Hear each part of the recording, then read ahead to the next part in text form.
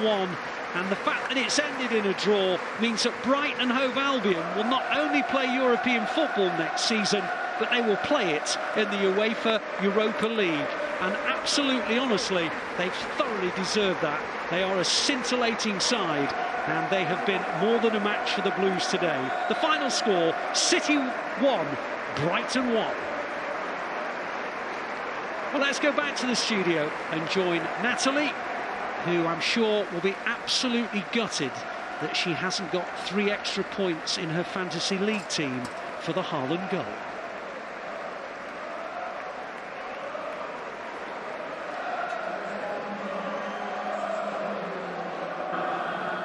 Thank you so much to Alistair Mann and Michael Brown for the wonderful commentary. And Alistair is right, although the fact that Alistair is saying that in commentary is making me think I may have talked about my FPL team a little bit too much. We've still got Paul and David in the studio, and of course we are still joined by our Premier League trophy. Every time I say that, I get goosebumps. It'll never, ever get old. Loving seeing the amount of Manchester City's carved? What do they call them? Engraved into the bottom of the trophy as well. So the game finished 1-1 today. Brighton absolutely delighted with that. They needed a point to secure themselves Europa League football for next season. So big congratulations to them. David, what did you make of the second half? Frustrating. Frustrating in many ways. I mean, there was, again, same as first half, end-to-end, entertaining. But the frustration is that, obviously, Erling Haaland's goal didn't count because he's in my fantasy team as well. And even more frustrated that Alvarez didn't score, but he didn't hit the target either. But, I mean, a terrific game in the sense that City managed to play a lot of not regular starters, still get away with the draw. And for Brighton, obviously, the fact that they now qualify for Europa League, which is something which they kind of even thought was going to happen at the beginning of the season. So, in the end, I think football won. Oh, David, football won. Well done, well done. Paul, are you happy with City's performance tonight? Yeah, I think it was 2 good teams, as we said at the start, going toe-to-toe. Managed to rest a few players, as David said, you know, taking Kevin off, giving him a bit of rest. Hopefully Phil, it was just a little bit of a rest as well, nothing too bad. So, yeah, the second half, frustrating as David said there, you know, because I know the goal that got chopped off by the letter of the law should be, but I think it's so soft. You know, it happens in every game, all over the pitch.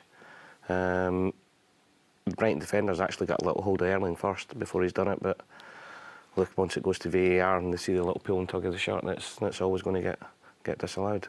Yeah, but I don't agree with it. Yes, obviously. OK, so City, Haaland scores in the second half, in the 78th minute, celebrating, we're celebrating, but you can see the sort of Brighton players gesticulating with their hands, and I keep going, what have they seen? What do they think's happened? What have they seen? And it took us to get the replay to be able to see what was going on, because obviously all eyes was on Cole Palmer at the time. Poor Cole Palmer, by the way, because that's an insane assist. But we'll come to that in a second. And then when we watch it back, we're seeing Haaland. They're both tugging each other, but ultimately Haaland gets the bigger one. Yeah, I think the easiest way to analyse this is, had it been Brighton against City in scoring, then I think we would say that it would have been a foul. I mean, Erling, they are pulling a little bit on each other's shirt, but there's a significant pull by Erling, which sends Colwell backwards, and then he gets in front. I actually think, and I know we're going to mention Cole Palmer's cross, but the cross was so good, I think it actually caught him by surprise, because you didn't see the cross coming from the position he was in. So it was almost like the yank and then I'm going to get there first. Had there been a bit more, how could I put it, heads up or information in Cole's cross, then I don't think the contact would have been there. But it's a tough call, but I think if you reverse the sides, then you would see it as a fair decision, frustratingly. I do think if you reverse it and that falls in Erling, I don't think he gives it as a penalty. Yeah, I agree. You don't get a penalty for that. Yeah. Yeah, and I counter that, David, saying that there's no way you do that on Ruben Diaz and he stands there and lets you do it. No, granted, but I think, as I say, if it was the other way around, then you would look at it and say, OK, that shouldn't have been a goal for Brighton. But, you know, the referees and the VAR are human, and we have to allow them to make decisions which they feel are... Look, I think once it's went to VAR and he sees the bigger tug on Colwell, wasn't it? And he's checked Erling. The tug has actually checked his stride a little bit and let Erling get in front of him. But he's got to be stronger than that. Flat-footed, wasn't he, Ian? Yeah. I'm with you. Well, what a cross. I'm with you. What a cross. Can we just give Cole Palmer a moment, please? What an assist that would have been. Yeah, he looked really sharp when he came on as well. You know, it's just good to see him getting more game time as well, you know, because he's such a talent. He really is. And the more minutes he gets in the pitch, the better he's going to be and the more confidence he's going to be as well. And I think we've seen that when he came on. Just a bit of a shout out to Brighton as well. You've seen some of the scenes there. So this is their last home game of the season. So obviously this is their celebrations. This is what it means to Brighton to qualify for the Europa League. Big congratulations from everybody at Manchester City on an incredible season for them. Look what it means to them. Wow. I mean, these scenes are incredible, Paul. I mean, does this just show, like, just what, you know, like David said, they weren't expecting this at the start of the season? Or do you think they believed? I don't think they would have believed they would have qualified for Europe. I think they would have looked to have built on what they've done the last couple of years. But on a personal note, I'm delighted. I went on loan as a young kid to Brighton when they were at the Golson ground. They had to leave the Golson ground, nearly went out of business, had to go to the Withdean, which was an athletic stadium, nearly went out of business again. Tony Blooms came in, the owner, steadied the ship, gave them some stability, and they've just went from strength to strength to strength. And, you know, and to think twice, nearly 3 times in the last 30 years they've nearly disappeared. To see that happening tonight is amazing. Well, if you think who they've actually gone above to do it, I mean, Tottenham and Chelsea, 2 teams you're expecting to challenge for Champions League places. So, you know, while it's been an indifferent season for a lot of teams, they've managed to be consistent in what they've done. And, I mean, I think that's wonderful scenes for them. Yeah. Absolutely. Love that. 6th place finish for Brighton. In terms of City this evening, I said at the start of the game, I just wanted everybody to come off the pitch fit at the end of it, David. We saw a few substitutions. When Cole came on, Phil went off. We also saw some substitutions towards the end. Stones went off. Are you worried at all? Phil, not so much, because he walked off with a little bit of a limp, but he might already have a limp. I haven't seen him walking for a while.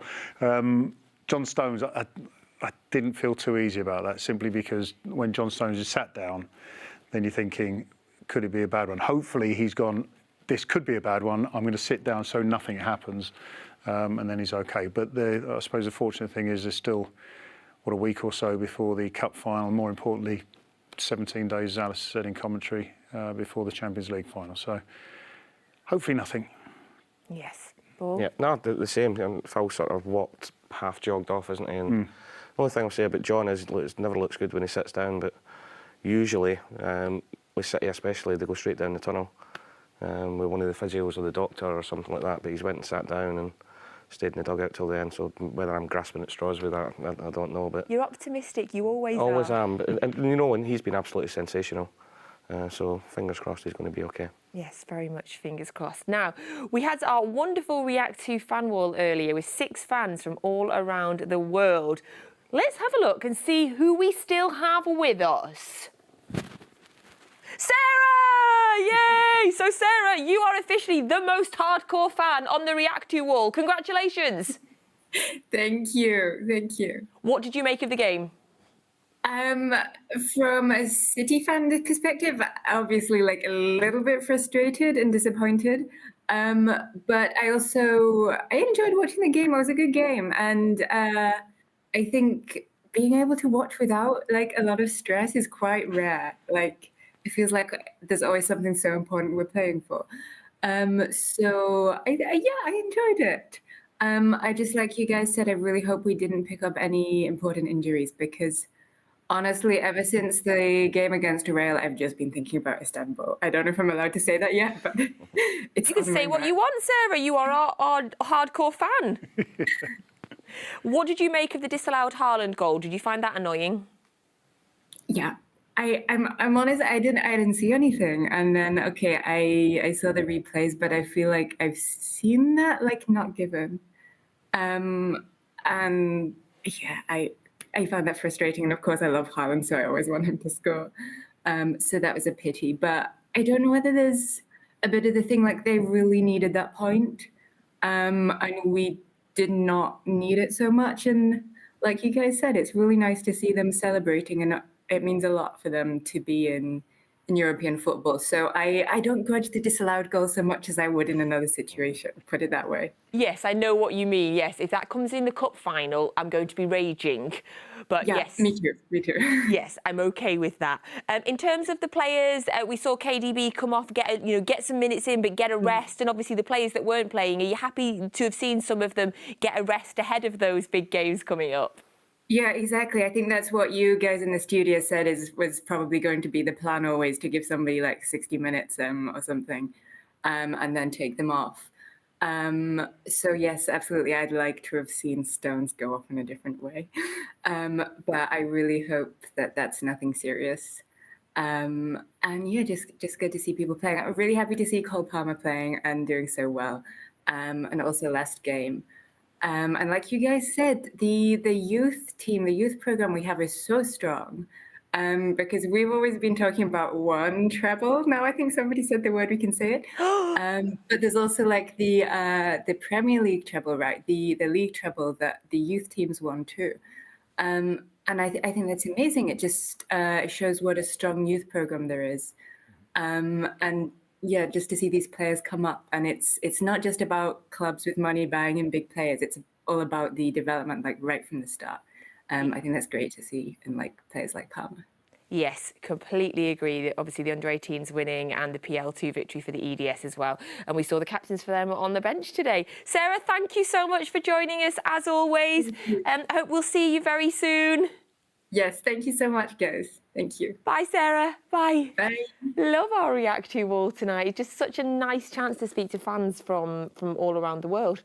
Now, we had a question on our WhatsApp at half-time that I quickly snuck in, and then I wanted to give the gents a full sort of 45 minutes to think about it, because it was quite a serious, thoughtful question. Quite frankly, my favourite question we've ever been asked on this show. Are you ready? If you weren't watching, I'll just give you a refresh. If the Premier League had a WWE-style Royal Rumble, what player would win? That came from Kieran. Go on, Kieran. Right, you've had time to think. I've changed my mind. OK. Going to go Ederson. Oh. OK, why? He's massive, and he's a goalkeeper, so they've always got a little bit of screwless at the time. OK, and imagine you might be a bit scared of people. Yep. OK. Oh, the game was so end-to-end that second half. I didn't really have time to think. I still like Rodri or Haaland. I mean, Haaland is, what's his name? Who's the big guy? Brock Lesnar. OK. There's a Brock Lesnar about him. So I'm going to go for Haaland, because if I was stuck in a telephone box with any player, I don't think there'd be any room. OK. Somebody tweeted me saying the correct answer is actually Scott Carson, which I think is a fair shout, because... Another goalkeeper. Yeah, another goalkeeper. But yes, absolutely love that question from Kieran as well. Also want to say shout out to Victoria, who said, loved seeing the guest's Dickov shirt today. We have a photo in Chicago that gets stroked full lock before every match, and it is your 99 celebration. Apparently they have it on their wall in Chicago, and it gets a stroke for luck. That's nice. Yeah, I've been in that pub as well, actually. No, you haven't. I definitely have, yeah. You really? Yeah. In Chicago? I have, yes, pre-season a few years ago. I am now convinced you have been to... Only for a water, well, it was. Of course. Only for a water, yes, of course. And then, any more questions for today? I mean, the Royal Rumble one was just my best. A quick one from Hudder for you, Paul. Who was your favourite player growing up? Kenny Dalglish. Very nice. Simple. Lovely. Thank you. So, on Sunday... I was going to say Sunday night. We'll try that again. So, on Sunday afternoon, we have our last Premier League game of the season as we take on Brentford away. Matchday Live will, of course, be with you. As always, I will be here in the studio. Very much looking forward to that one. Last game of the season, of course, we already have our Premier League trophy. So, Paul, what are you hoping to see from the last game? Just no injuries after tonight as well. Obviously want a good performance, good win. Be difficult going to Brentford. They've got an outside chance, I think, haven't they, if they win of the Conference League. Europa Conference, yeah. Yeah, so they'll be up for it. Difficult place to go. They turned us over at the Etihad and deserved it at the time as well, so it's going to be a tough game, but just get through Sunday, clean bill of health and into the two finals. Well, if they win and Villa, who are playing Brighton, Spurs, who are playing Leeds, lose, they would get in. So, and I think that, there's a good chance that Leeds beat Spurs and that, or a Villa draw. A Brighton Villa draw would be good enough for Brentford because of the goal difference. Yeah, and that was my fear, should I say 3 games ago, that Arsenal would put up a stronger opposition, and that game at Brentford would be tricky. And going to London has always been. And can I just say this before I go anywhere? Yeah. If Crystal Palace don't lose their last home game, Man City are the only team this season outside of London to beat Palace at Selhurst Park, which technically means it's the most important win of the season, because I think that spearheaded the charge for the title. So anyway. Say it again. City would be the only team from outside of London to beat Palace at home? At Selhurst Park, yeah. Where did you get that? I was at the game. I'll be at Brentford as well, and hopefully Alistair Mann will be commentating, and it's not a skiddy pitch. But I was at the game. It was a difficult game, City winning 1-0. And I thought, why is it so difficult for teams to win? And when I looked through the records, there was only London teams that had beaten them at Selhurst Park. So the victory for City was massive. And this is how the season, I think, has become such a great season, potentially with the, as Sarah said, potential treble, is based on the victories which no one else is getting. Wow. That's a very specific stat. Excellent homework. What homework have you done for us, Paul? I just helped Jamo out with his. It does, yeah. He just tells me where the bars are. Do you think there'll be... do you know what? I imagine you have been in some bars around Brentford as well, by the way. No. Yep. Well, the old stadium used to have a pub in each corner, didn't it? Yes. So I never knew that. Yeah. Yes, the old stadium. Each corner of the ground, 4 pubs. Yeah, my dad told me that. I remember playing the FA Youth Cup. See, I'm good with stats. With that pubs. was that was the best stat of the show. Best stat of the show, that, Paul. Well done. Of course, Brentford beat us earlier in the season, the game before the World Cup. Ivan Toney, obviously, we're aware that he's on the ban now, so he won't be playing. But as we've just said, they're still going to be fighting. They're going to give us a good game. Yeah, they are. They're a good team. Super well organised, work ever so hard. I know Tony's out, and Bruyne has been scoring goals of recent as well. And, they're just an all-round solid team who are really difficult to play against, especially at home. So it's going to be tough for us on Sunday. Are you expecting a lot of rotation? So 6 changes from the team today. Are you expecting as many changes again? Perhaps some of the players that weren't in the squad coming in, David? Yes. Because the other thing about today's game, which we didn't really dwell too much on, was the winning run the City were going through. It was I think it's the sixth time they'd been at 5 away winning games in a row since in the Premier League. And it's kind of like you want to keep, people talk about momentum, I just think you just want to keep these records going. So Pep put out a strong side today against good opposition. Against Brentford, there is arguably nothing to play for statistically.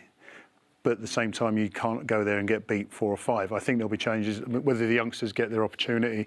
The FA Cup final is going to be a very important game. I'm looking at Ortega today and I'm thinking there was a few times when he was playing out the back. Does that mean that Pep would trust him in final? So it's whether Edison plays in the last game of the season, misses the cup final and then plays in Champions League, or whether he gives it to Ortega and puts Edison in the cup final. So there's a lot of questions to ask because there's 2 weeks between the games, which is a long time not to play. And even when I said before about preparing to play for games, well, you've only got 1 game to prepare. So I think there'll be changes in Brentford, and then we'll see arguably more Champions League final side going up against the opposition in the cup final.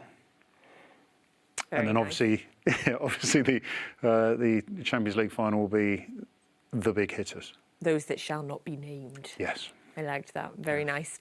David, thank you so much for being on Matchday Live. And thank you for all your homework that you do. Very impressive. Thank you very much. Thank you. Paul, thank you so much for being here. And thank you for your wonderful stats as well. Of course, always. Thank you. And thank you all for joining us today on Matchday Live. We do really, really appreciate your company. And we'll be back on Sunday for the final Premier League game of the season. Oh, you're back again. I'm back again. I'm sleeping here at the minute. Never away from here. We do need to get you a room around the stadium. That would be easier for everybody. Paul will be joining me in the studio alongside Esme Morgan and Nada Manua in actual person as well, which will be lovely. We'll be here from 3:25. So I do hope you can join us for our last Premier League game of the season. And a little inside info for you.